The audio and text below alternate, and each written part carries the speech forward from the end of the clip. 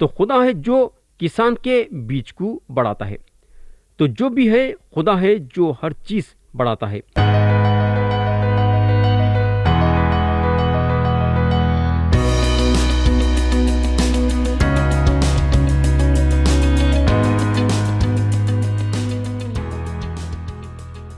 یسوع مسیح کے نام سے السلام علیکم پیارے بھائی بہن، اب ہم کلام میں آگے بڑھیں گے۔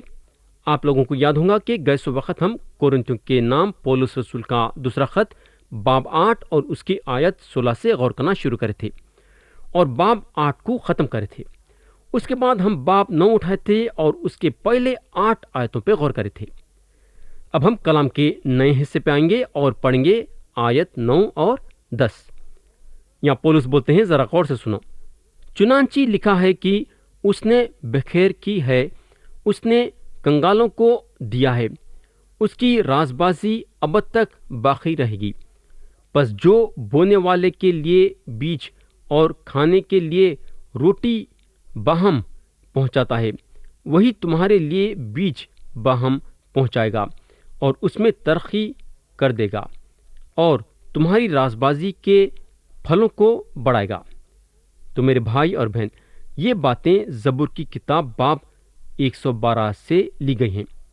تو وہ آدمی مبارک ہے جو خداوند سے ڈرتا ہے اور غریبوں کو دیتا ہے۔ ہم ان کے ساتھ بانٹنا چاہیے جس کے پاس اتنا نہیں ہے۔ میرا تو خیال یہ ہے کہ ہمارے کلیسیا ان کا ضرور خیال کرنا جو ضرورت مند ہے۔ یہ ہمارے زندگی میں کتنا ضروری ہے کہ ہم کلیسیا کو جاتے ہیں تو ہم یہ بات ضرور دیکھنا کہ کلیسیا میں کون محتاج ہے اور کون ضرورت مند ہے، اور ہمارا ہاتھ اس کی طرف بڑھانا چاہیے دینے کے لیے۔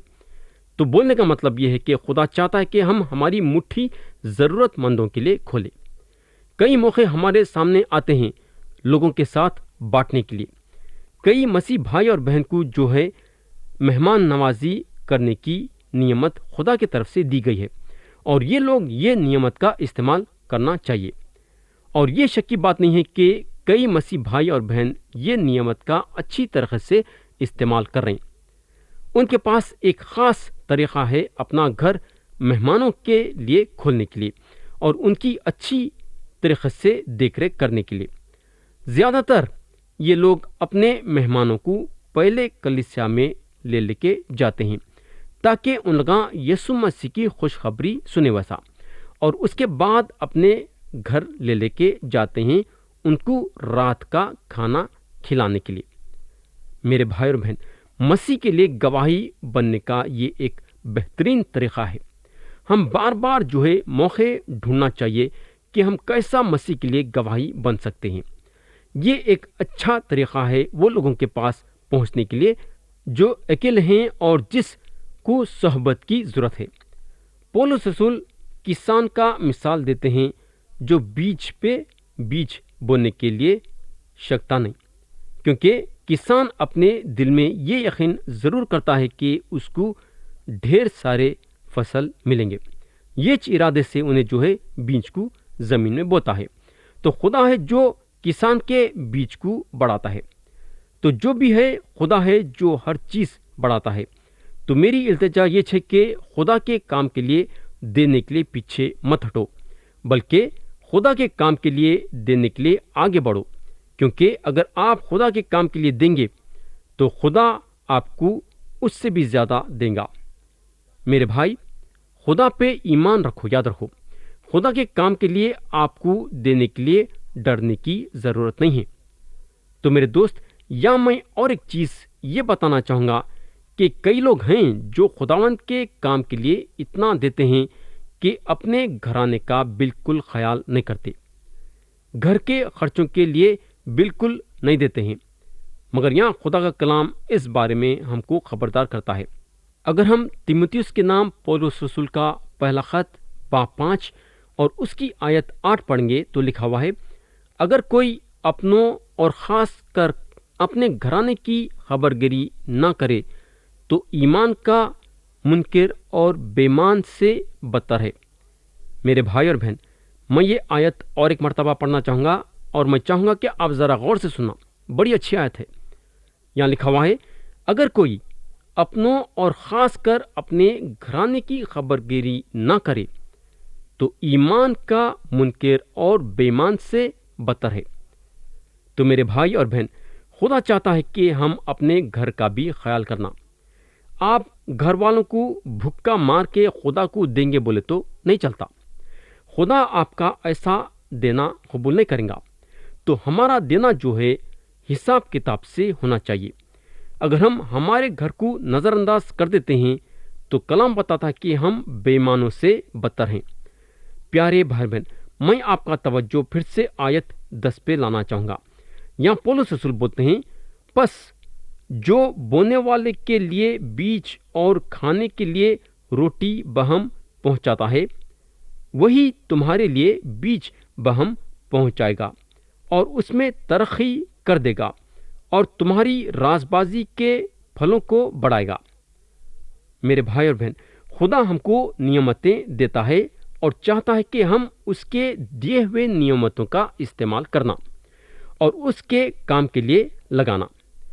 पौलुस रसूल जो हैं बीज का मिसाल लेते हैं ये समझाने के लिए कि खुदा के दिए हुए नियमतों को हम छुपा के रखना नहीं चाहिए या फिर उसका गलत इस्तेमाल करना नहीं चाहिए या फिर उसे फेंक देना नहीं चाहिए, बल्कि वो नियमतों का इस्तेमाल करना चाहिए ताकि खुदा के लिए ज़्यादा से ज़्यादा फल लाए। वैसा खुदा जो नियमत हमको दिया है, जब हम वो नियमत का खुदा के काम में लगा देते हैं तो खुदा हमको और भी देगा ताकि हम फिर से उसके काम में लगा। वैसा बोलने का मतलब यह है कि हम देते जाना और खुदा देते जाता, हम देते जाना और खुदा देते जाता, बस उसकी बादशाहत बढ़ती जाती है। लेकिन अफसोस की बात यह है कि हम इस बात का ख्याल नहीं करते हैं। आयत 11 और 12 पढ़ेंगे। पौलुस बोलते हैं, और तुम हर चीज़ को इफरात से पाकर सब तरह की सखावत करोगे जो हमारे वसीले से खुदा की शुक्रगुजारी का बायस होती है, क्योंकि इस खिदमत के अंजाम देने से न सिर्फ मुक़द्दसों की एहतियाजों रफ़ा होती है बल्कि बहुत लोगों की तरफ से खुदा की बड़ी शुक्रगुजारी होती है। प्यारे भाई बहन, अगर आप देंगे तो लोग खुदा की शुक्रगुजारी करेंगे। तो यहाँ अगर हम देखेंगे तो सारा जलाल और हम्दो सना खुदा को जा रहा है। जब भी आप किसी को देंगे तो उन्हें जो है खुदा की शुक्रगुजारी करेंगे। ये पक्की बात है। आप अपने ज़िंदगी में भी ये तजुर्बा हासिल करें हैं। आप खुद देख सकते कि जो चीज़ की आपको ज़रूरत है और वो चीज़ खुदा आपको किसी के ज़रिए से देता है तो पहला लफ्ज़ जो आपके मुंह से निकलता है वो लफ्ज़ है खुदा की शुक्रगुजारी का। बोलने का मतलब यह है कि आप जो हैं पहले का पहले जो है खुदा की शुक्रगुजारी करते हैं, क्योंकि जो चीज़ की आपको ज़रूरत थी खुदा आपको अता करा है। तो बोलने का मतलब यह है कि शुक्रगुजारी यहाँ ज़ाहिर होती है और खुदा का जलाल। तो यहाँ अगर हम देखेंगे तो देने वाला भी खुश, लेने वाला भी खुश और खुदा भी खुश। बोलने का मतलब यह है कि जब हम देते हैं तो हम भी खुश होते हैं और जो लेता है उसको भी खुशी होती है और खुदा भी खुश इसलिए होता है कि हम दिए हैं किसी को। देने वाला इसलिए खुश होता है क्योंकि उन्हें खुदा के लिए एक नेक काम करा है। लेने वाला इसलिए खुश होता है क्योंकि खुदा उसके ज़रूरत का ख्याल करा और वक़्त से किसी के ज़रिए से आपको वो चीज़ दिया। खुदा इसलिए खुश होता है क्योंकि ये सारे बातों के बीच में उसका जलाल नज़र आया है। तो मेरे भाई, कितनी अच्छी बात है कि 3 के 3 लोग जो है खुश हो रहे हैं। क्यों? देने की वजह से। अब हम आयत 13 और 14 पढ़ेंगे। यहाँ लिखा हुआ है, इसलिए कि जो नियत इस खिदमत से साबित हुई उसके सबब से वो खुदा की बड़ाई करते हैं कि तुम मसीह की खुशखबरी का इकरार करके उस पर ताबेदारी से अमल करते हो और उनकी और सब लोगों की मदद करने में सखावत करते हो, और वो तुम्हारे लिए दुआ मांगते हैं और तुम्हारे मुश्ताक हैं, इसलिए कि तुम पर खुदा का बड़ा ही फजल है। प्यारे भाई बहन, देना जो है फजल है। ہم کو نذرانہ دینے کا حکم نہیں دیا گیا ہے۔ یہ کچھ ایسی چیز نہیں ہے کہ آپ قانون کے مطابق کرنا ہے، یہ ایک فضل ہے۔ ہمارے حالات کو دیکھتے ہوئے خدا چاہتا ہے کہ ہم فضل کے حیثیت سے دیں۔ تھوڑے مسیح بھائی اور بہن رہیں گے تو نذرانے سے بھی زیادہ دیتے ہوں گے، تو ہم ہمارے گنجائش کے مطابق دینا چاہیے۔ آیت 15 پڑھیں گے۔ شکر خدا کا اس کی اس بخشش پر جو بیان سے باہر ہے۔ پیارے بھائی اور بہن، آپ چاہے کتنا بھی دے دیو، آپ جو ہے خدا کے ویسا نہیں دے سکتے، یہ پکی بات ہے، اور اس بات کا آپ انکار نہیں کر سکتے۔ یہاں پولس خدا کے دینے کے بارے میں اچھی طریقے سے لکھے ہیں۔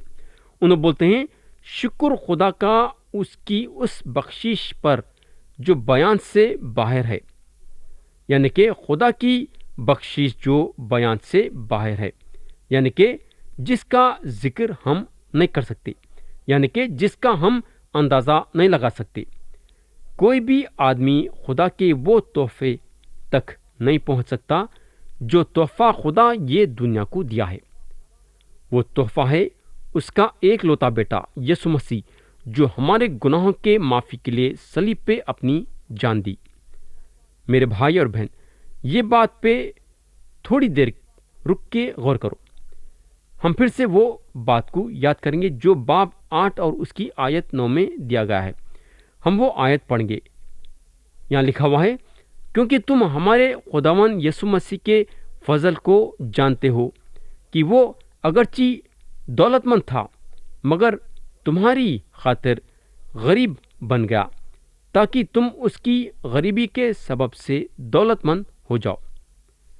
میرے بھائی اور بہن، حالانکہ یسوع مسیح دولت مند تھے، انہوں اپنی جنت کی جگہ چھوڑ کے اور اپنا سارا جلال چھوڑ کے یہ زمین پہ آ گئے، وہ بھی ایک انسان بن کے۔ انہوں یہ دنیا میں زندگی گزارنے کے ساتھ ساتھ اپنی جان بھی آپ کے لیے اور میرے لیے دیے تاکہ ہمارے گناہوں کی پوری قیمت چکائے۔ ویسا انہوں صلیب پہ اپنی جان دینے کے لیے گئے اور ہمارے گناہوں کی معافی کے لیے یہ کام کرے۔ انہوں آئے بڑی بری طرح سے قتل ہونے کے لیے تاکہ آپ کے اور میرے گناہ معاف ہوئے ویسا اور ہم کو روحانی زندگی ملے ویسا۔ انہوں اپنی جان قربان کر دیے آپ کے اور میرے گناہوں کی معافی کے لیے۔ اگر ہم مسیح کے بارے میں عبرانیوں کے خط میں دیکھیں گے تو ان کے بارے میں بہترین طریقے سے بتایا گیا ہے۔ ہم پڑھیں گے باب 12 اور اس کی آیت 2۔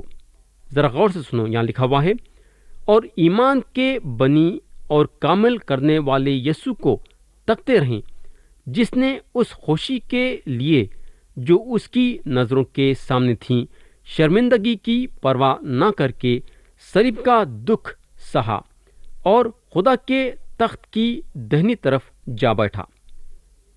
تو ہم یہاں دیکھتے ہیں کہ مسیح کے بارے میں یہ بتایا گیا ہے کہ جو خوشی ان کے سامنے تھی وہ خوشی کے خاطر مسیح یہ کام کرے۔ پیارے بھائی بہن، انہوں ایک زبردست اور جلالی منجی ہیں، اور ہمارا فرض یہ ہے کہ ان کے مرتبے کو ہم نیچے لانا نہیں چاہیے۔ انہوں صبح کی روشنی اور صبح کے تارہ ہیں۔ انہوں خدا کے بیٹے ہیں جو ہم کو گناہوں سے چھٹکارا دلائیں۔ میرے بھائی اور بہن، یسوع مسیح خدا کا وہ تحفہ ہیں جس کا ہم بیان نہیں کر سکتے۔ یہ تحفہ بیان کے باہر ہے۔ تو میرے دوست، خدا تو آپ کو اپنا ایک لوتا بیٹا دے دیا، آپ خدا کو کیا دینا چاہیں گے؟ یہ بڑی بات ہے۔ میرے بھائی اور بہن، میں پھر سے آپ کا توجہ آیت 12 سے 15 پہ لانا چاہوں گا۔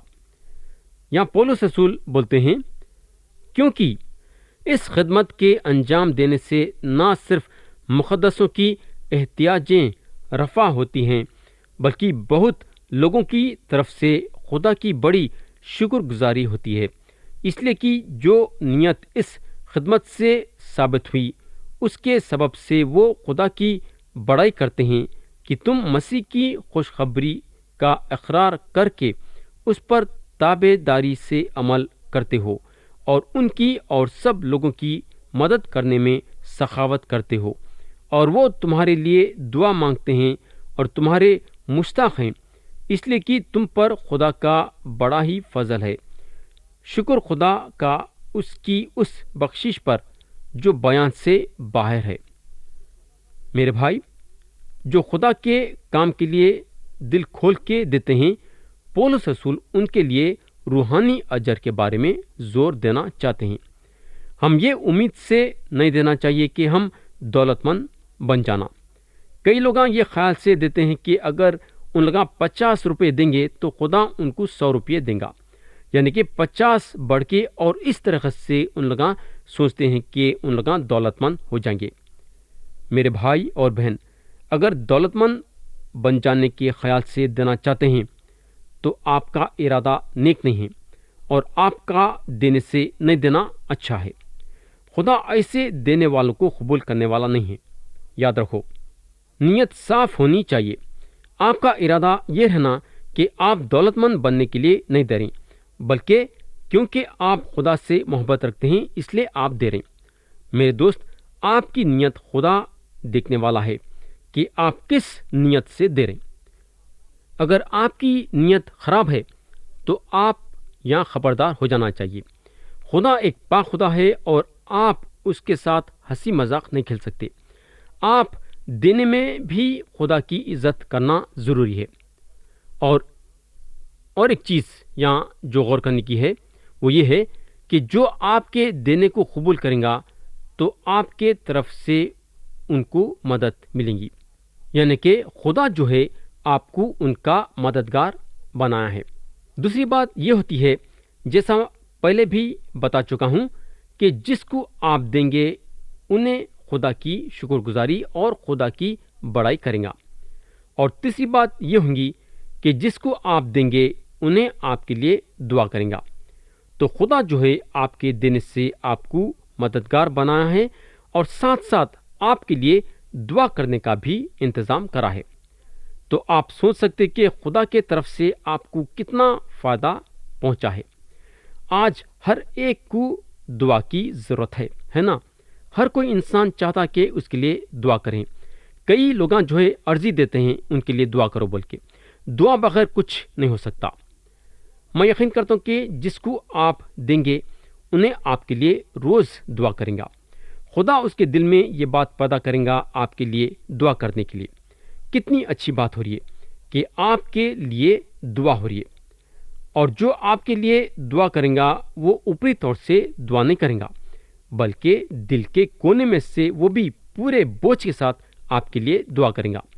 تو میرے بھائی اور بہن، کیا آپ نہیں سمجھتے کہ آپ کے دینے سے خدا آپ کے زندگی میں کتنا فائدہ پہنچایا ہے؟ پیارے بھائی بہن، ہم یہاں کلام کو ختم کریں گے اور آتے اس وقت ہم باب 10 پہ غور کریں گے۔